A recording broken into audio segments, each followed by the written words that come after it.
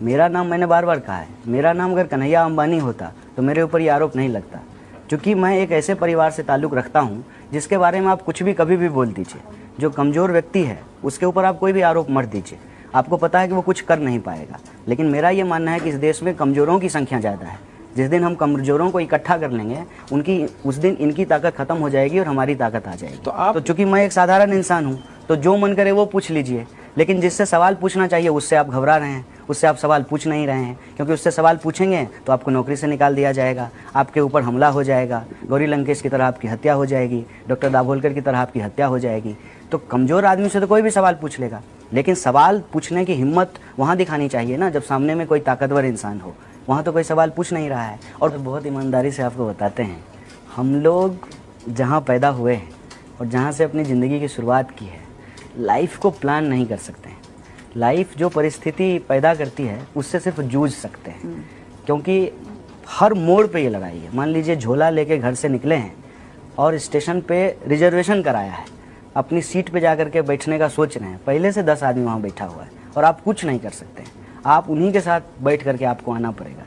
तो ट्रेन से जो यात्रा शुरू होती है वो फिर जो है दिल्ली स्टेशन पे जब आप बाहर निकलेंगे तो कोई आएगा और तिरंगा जैसा एक स्टिकर लगा करके 10 रुपये आपसे वसूली कर लेगा, मांगेगा नहीं, आपका वसूली कर लेगा।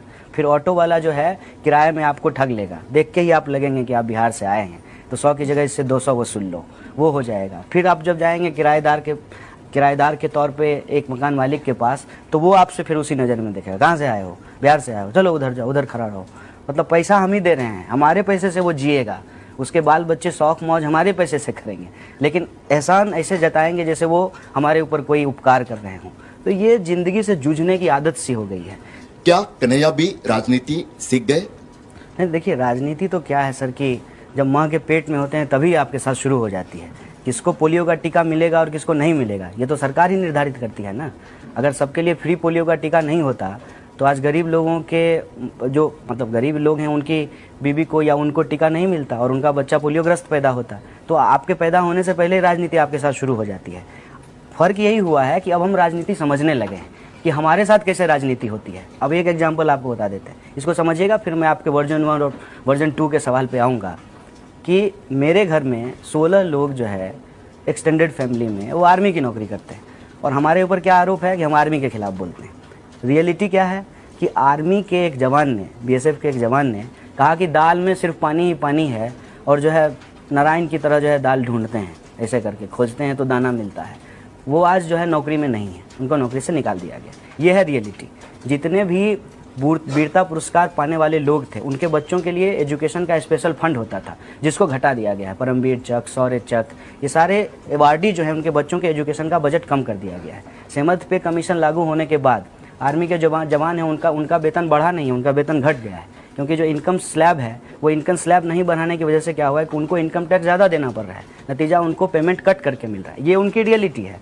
जो शहीद हैं उनकी फैमिली का कोई रिहेबिलिटेशन नहीं है।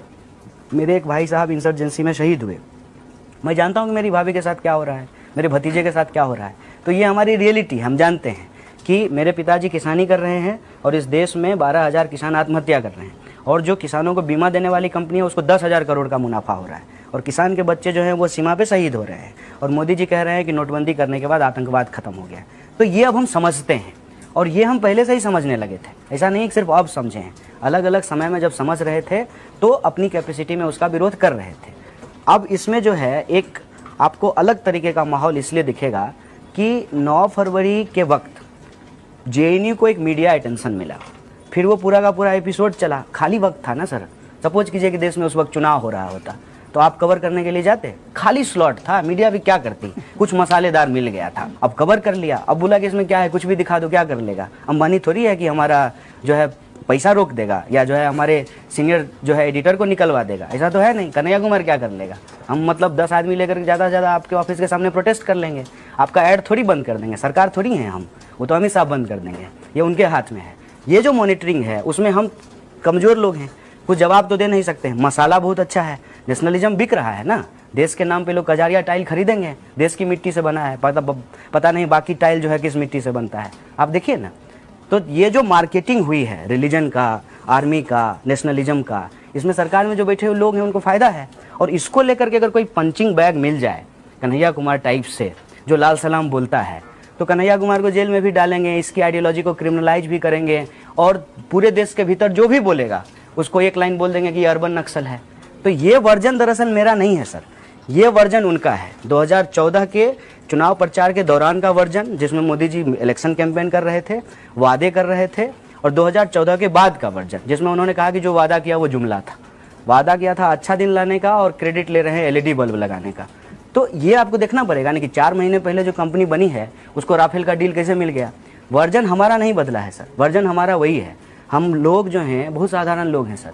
मेरे नाना जी जो हैं वो स्वतंत्रता सेनानी रहे हैं, मेरे एक्सटेंडेड फैमिली में लोग स्वतंत्रता सेनानी रहे हैं। हमारे गांव को जो है बिहार का बारदोली कहा जाता है। 1942 में हमारे गांव के बहुत सारे लोग जेल गए थे, और रेल जो ब्रिटिशर्स के द्वारा रेल की पटरी लगाई गई थी उसको उखाड़ दिया था। बिहार के स्वतंत्रता आंदोलन के इतिहास में हमारी फैमिली का नाम है। तो हम शुरू से ही भारत माता की जय बोलते रहे हैं।